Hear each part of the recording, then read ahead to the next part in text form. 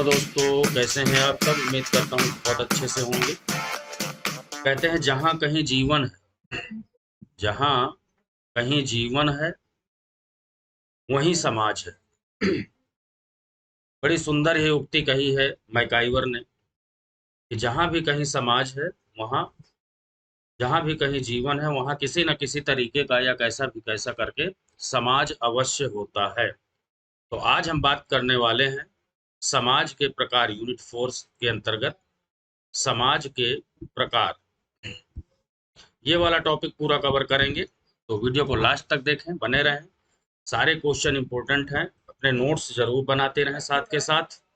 तो चलिए देखिए पहला क्वेश्चन, निम्नलिखित कारकों में से कौन से हैं जो कृषक समाज के सामाजिक जीवन को संचालित करते हैं।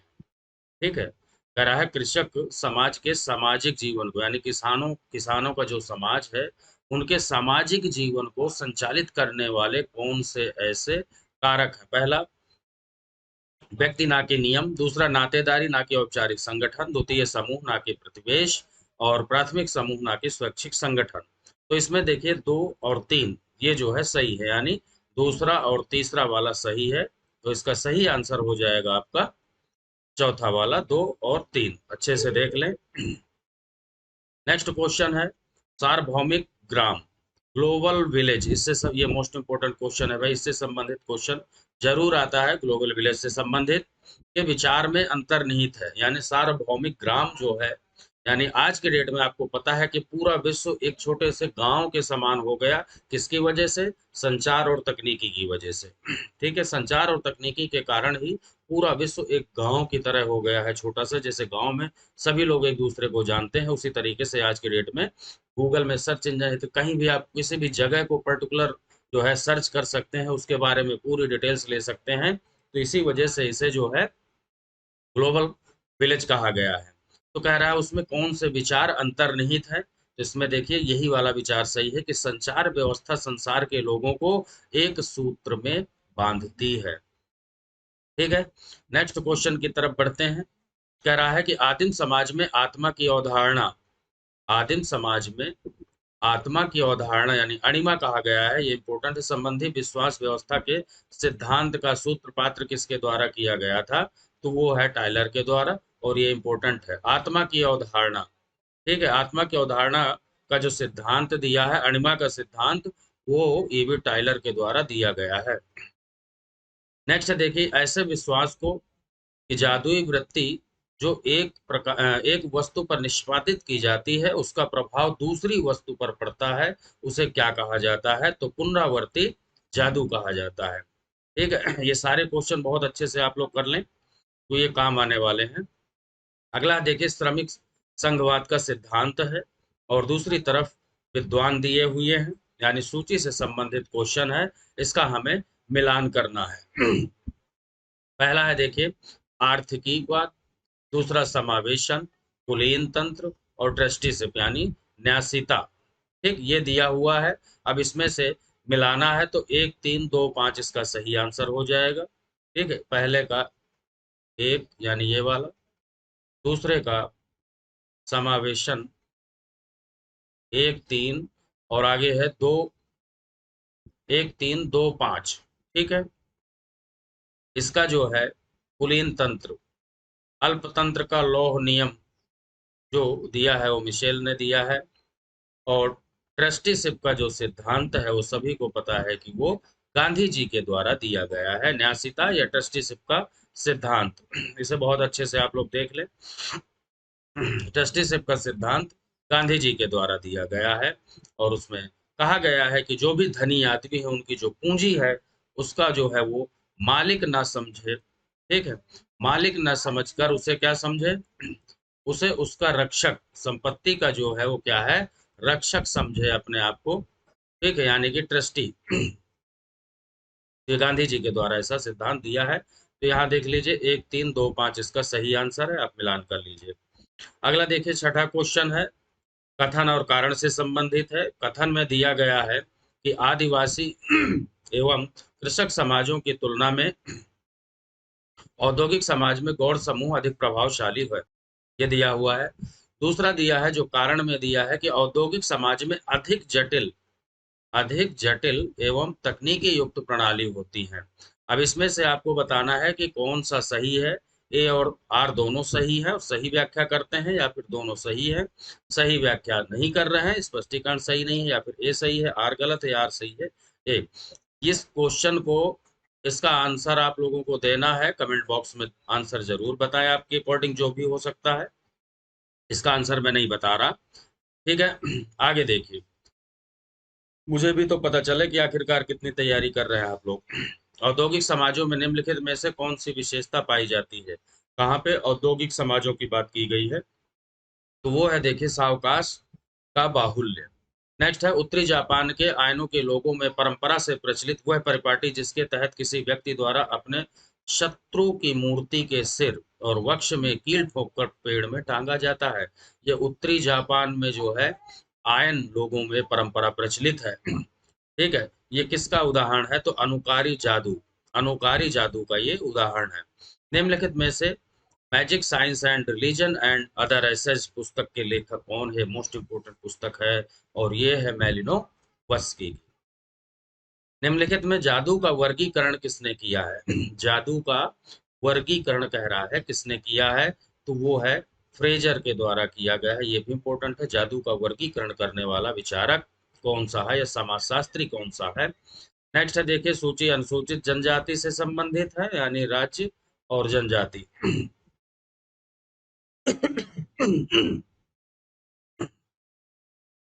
पहला है मध्य प्रदेश, राजस्थान, उड़ीसा और मेघालय। ये मिलान करना है कि कौन सी अनुसूचित जनजाति यानी एसटी कहाँ पे पाई जाती है, और इस टाइप के क्वेश्चन आपको जरूर मिलेंगे। दो क्वेश्चन आपको इससे आते हैं, तो बहुत अच्छे से तैयार कर लें। जनजातियों वाला टॉपिक हर जगह ये टॉपिक मिल जाता है, चाहे तो अगर आपके पास ज्योग्राफी की अगर बुक है तो वहां भी मिल जाएंगी सारी जनजातियां, कौन सी जनजाति किस राज्य में पाई जाती है। तो मध्य प्रदेश की देखिए गोंड जनजाति है, ठीक है, और ये सबसे बड़ी जनजाति है, याद रखना। उसके बाद में दूसरे का तीसरा, राजस्थान में मुख्यतः जो है भील जनजाति पाई जाती है, ठीक, भील जनजाति पाई जाती है। और मेघालय में देखिए जयंतिया पाई जाती है। इसके अलावा जो है यहाँ पे और जनजाति जो है वो है खासी जनजाति भी यहाँ पाई जाती है, गारो जनजाति भी पाई जाती है और जयंतिया भी पाई जाती है। खासी, गारो, जयंतिया, ये मुख्य रूप से मेघालय की तीन जनजातियां भी हैं। और ये तीन पहाड़ियों के भी नाम है, याद रखना। तीन के तीन जो है ये पहाड़ी भी है इस नाम से, ठीक है। इन्हीं पहाड़ियों के बीच में ही जो है चेरापूंजी और मोहसिन राम वाला जो एरिया है वो बसा हुआ है। इसी कारण तीनों पहाड़ियों में जब मानसून जाता है तो तीनों तरफ से उस पर जब मानसून टकराता है तो सबसे अधिक वर्षा होती है वहीं पे। उसके बाद में जो उड़ीसा बचा, तो यहाँ पे ये हो गया आपका, यानी इसका 4-3-2-1 सही हो जाएगा। नेक्स्ट देखिए, निम्नलिखित में से किसने धार्मिक संगठनों को पंथ और संप्रदाय में विभाजित किया है? इसमें धार्मिक संगठन जो होते हैं उनको पंथ में और संप्रदाय में विभाजित किया है, तो ये है अर्नस्ट टॉलस्ट के द्वारा किया गया है और ये इंपॉर्टेंट है। मध्यकालीन समय में शिल्पकार अपना व्यापार निम्नलिखित में से किस माध्यम से किया करते थे? मध्यकालीन युग की बात की जा रही है। शिल्पकारों के द्वारा जो व्यापार किया जाता था उन्हें श्रेणी यानी गिल्ड कहा जाता था, याद रखना, श्रेणी के रूप में व्यापार करते थे ये लोग, ठीक है। निम्नलिखित में से कौन सी आर्थिक प्रवृत्तियां उपभोक्तावाद की ओर रुझान पैदा करती हैं? उपभोक्तावाद की ओर, ठीक है, तो याद रखना ये बाजार व्यवस्था की तरफ इंगित करता है और ये भी क्वेश्चन इंपॉर्टेंट है। नेक्स्ट है, चर्च तथा अन्य चर्च तथा पण्य की अवधारणाओं में भेद निम्नलिखित में से किसने किया है? तो वो किया है वेबर तथा टॉलिंट्रा ने। चलिए अगला है, राइट्स द पैसेज शब्दावली का प्रयोग किसने किया है? Rights the passage most important शब्द है ये, तो ये किया है गेनैप ने, याद रखना ये इंपॉर्टेंट है। वे राज्य या केंद्र शासित क्षेत्र जिनमें किसी भी समुदाय को अनुसूचित जनजाति नहीं घोषित किया गया है, कौन कौन से ऐसे राज्य हैं जहां पर एक भी अनुसूचित जनजाति नहीं है? कहने का मतलब ये है, तो वो देखिए दिया हुआ है पंजाब, हरियाणा और पांडिचेरी, यानी वर्तमान में इसका नाम पता है आपको, नाम बदल करके कर दिया गया है पुदुचेरी, याद रखना। नेक्स्ट है फिर सूचियों से संबंधित जनजाति और राज्य। मैंने बताया कि इससे 2 क्वेश्चन आपको जरूर मिलेंगे, तो बहुत अच्छे से इस क्वेश्चन को, ऐसे जो जनजाति वाला टॉपिक है, बहुत अच्छे से आप लोग कर लें, एक नोट्स बना लें। तो इस टाइप के जो क्वेश्चन मिलते हैं इन्हें भी आप नोट कर लें। तो देखिए गैडीज जो है ये हिमाचल प्रदेश की है, साबरस उड़ीसा की जनजाति है, और कोलिस महाराष्ट्र की है, और कामार ये जो है जनजाति ये मध्य प्रदेश की है। ठीक है, इस टाइप के क्वेश्चन जरूर आते हैं। तो इसका जो सही आंसर हो जाएगा वो डी वाला हो जाएगा, 3 4 2 1। अगला क्वेश्चन है निम्नलिखित में से कौन सी जनजाति भारत के पूर्वोत्तर में नहीं पाई जाती। पूर्वोत्तर में नाभा, बोडो, कुकी ये सब पाई जाते हैं, लेकिन खस जनजाति नहीं पाई जाती पूर्वोत्तर क्षेत्र में, याद रखना। निम्नलिखित जनजातियों में से किसमें स्त्रियों द्वारा हल छूना तथा घर पर छप्पर डालना वर्जित है। बहुत ही इंपॉर्टेंट क्वेश्चन है ये। कोई भी स्त्री घर में अगर हल रखा है तो उसे नहीं छू सकती, और घर पर जो ऊपर छप्पर डालते थे उसे नहीं कर, उस कार्य को नहीं कर सकते। तो ये जो प्रथा है वो है खरिया जनजाति में। जनजातीय समाजों में समष्टि समूह है। नातेदारी के आधार पर स्थायी संपत्ति को रखने वाला समूह समष्टि समूह कहलाता है। फिर देखिए मोस्ट इंपोर्टेंट क्वेश्चन, लेखक और उनकी पुस्तकें। लेखक और उनकी पुस्तकें, ठीक है, मैक्स वेबर। तो मैक्स वेबर की जो पुस्तक है वो इकोनॉमी एंड सोसाइटी है। इसे आप देख लेना, 3 4 1 2। इसका सही आंसर है 3 4 1 2। ये आप चेक कर लेना, यहाँ से मिलान कर लेना, नोट कर लेना। पुस्तकें जरूर एक अलग नोट में जो है नोट करते रहें। फिर देखिए स्टेटमेंट, ठीक है, कथन कारण से संबंधित क्वेश्चन है, और वो प्रश्न है साधारण समाजों का साधारण समाजों का एक सामान्य लक्षण श्रम विभाजन की उच्च श्रेणियों का अभाव होना होता है। फिर कारण दिया है कि साधारण समाज श्रम विभाजन के बिना बना रह सकता है। क्वेश्चन की प्रकृति को समझें, ठीक है, इसका आंसर आपको बताना है। ये वाले क्वेश्चन का भी आंसर आपको देना है कमेंट बॉक्स में, और वीडियो को लाइक जरूर कर दिया करें मेरे दोस्त। आप लोग लाइक नहीं करते, ठीक है। और चैनल को अगर अभी तक सब्सक्राइब नहीं किया है तो सब्सक्राइब करके बेल आइकन को जरूर प्रेस कर लें, जिससे आने वाले सभी नोटिफिकेशन आपको मिलते रहें। चलिए नेक्स्ट क्वेश्चन है कि साम्यवादी समाजों को वर्गीकृत किया गया है। साम्यवादी समाजों को वर्गीकृत किया गया है सेकंड विश्व के रूप में। सेकंड विश्व के रूप में जो है वर्गीकृत किया गया है। निम्नलिखित में से किसने ग्रामीण समुदाय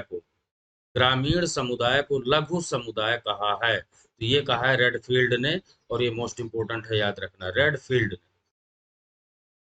उत्तर औद्योगिक समाजों में निम्नलिखित में से आर्थिक क्रियाकलापों में कौन से क्षेत्रों का अधिक प्राधान्य होगा।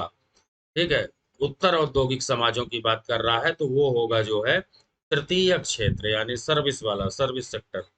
नेक्स्ट है निम्नलिखित में से सरल समाजों की राजनीति की एक विशेषता कौन सी नहीं है, कह रहा है सरल समाजों की राजनीति की एक विशेषता नहीं है, तो वो है राज्य।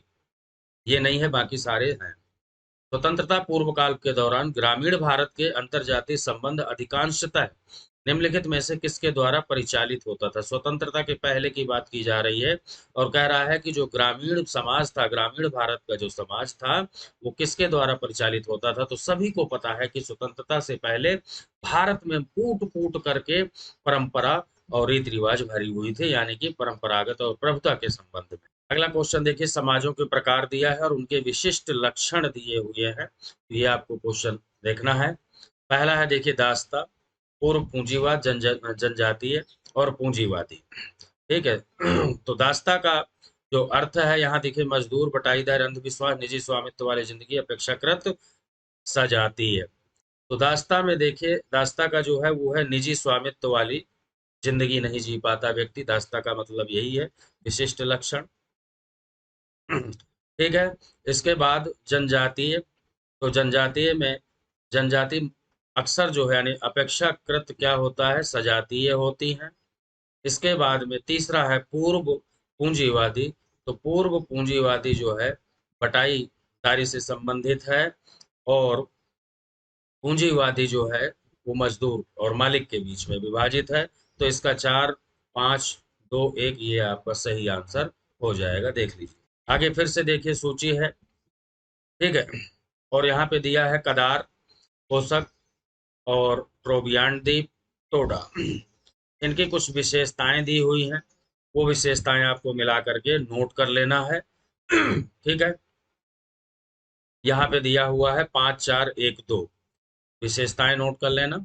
ठीक है दोस्तों, अगर अभी तक आपने चैनल को सब्सक्राइब नहीं किया है तो सब्सक्राइब जरूर कर लें, क्योंकि बहुत जल्द लाइव क्लास, अगर आप लोग कहेंगे तो लाइव क्लास लेना स्टार्ट कर दूंगा, जिसमें सभी ऑब्जेक्टिव टाइप क्वेश्चन होंगे। जिस तरीके से जो है एग्जाम पेपर में क्वेश्चन आते हैं, सेम उसी तरीके से।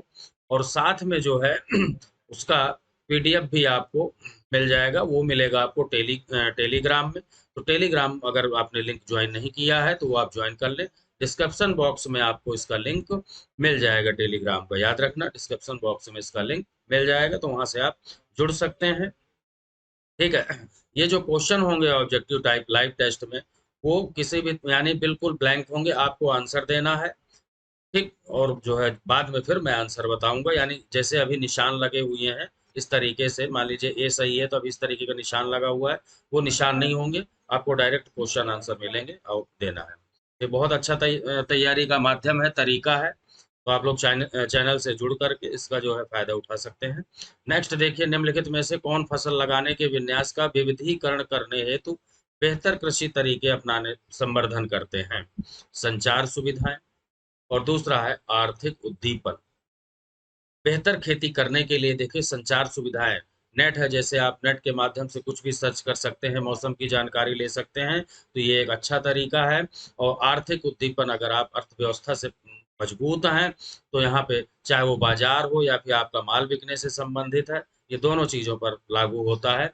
अगर अच्छी इनकम होती है तो आप जरूर उस कार्य को करेंगे और अच्छे से करेंगे, तो इसका ये सही हो जाएगा। महाराष्ट्र में पाए जाने वाले जनजातीय समूह कौन कौन से हैं? बात है महाराष्ट्र की। ठीक है, महाराष्ट्र में कौन कौन सी जनजातियां पाई जाती हैं? तो देखिए, कटकरी, कोलम, मारिया, गोंड, ये इंपॉर्टेंट है भाई, महाराष्ट्र वाला क्वेश्चन। नेक्स्ट क्वेश्चन है, निम्नलिखित में से किस एक अनुसूचित जनजाति की जनसंख्या निरंतर घटती जा रही है? एक ऐसी एसटी जो है जाति जिसकी जनसंख्या जो है प्रतिदिन प्रतिदिन घटती जा रही है, तो वो है ओंग जनजाति, जो कि अंडमान निकोबार में पाई जाती है।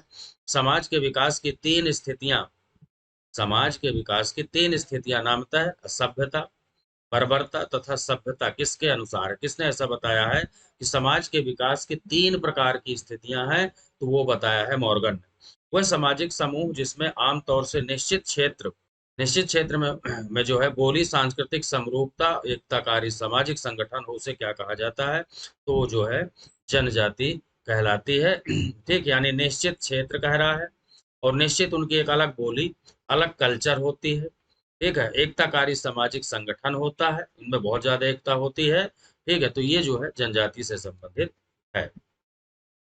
एक समाज को जिसकी विशेषता प्राथमिक की अपेक्षा द्वितीयक समूह अंतः क्रिया है, प्रतिमानहीनता जिसकी पहचान है, और समानता जीवन शैलियों के लिहाज से मंद समरूपता जिसकी विशेषता है, उसे क्या कहा जाता है? तो उसे कहा जाता है जन समाज। याद रखना, जन समाज। और ये मोस्ट इंपोर्टेंट क्वेश्चन है। तो दोस्तों, वीडियो कैसा लगा जरूर बताना कमेंट में जो है। और साथ में वीडियो को अभी तक अगर आपने लाइक नहीं किया है तो लाइक जरूर कर दे, शेयर करना बिल्कुल भी ना भूलें। मिलते हैं नेक्स्ट वीडियो में नए टॉपिक के साथ में। ठीक है, ये जो है यूनिट 4 चल रहा है, यूनिट 4 चल रहा है। ठीक है, इसी के जो है ये 36 क्वेश्चन आपके हो गए। अगले वीडियो में इसी के आगे वाला टॉपिक हम करेंगे, तो चैनल से जुड़ जाइए, आप लोग टेलीग्राम को जरूर ज्वाइन कर लेना। धन्यवाद।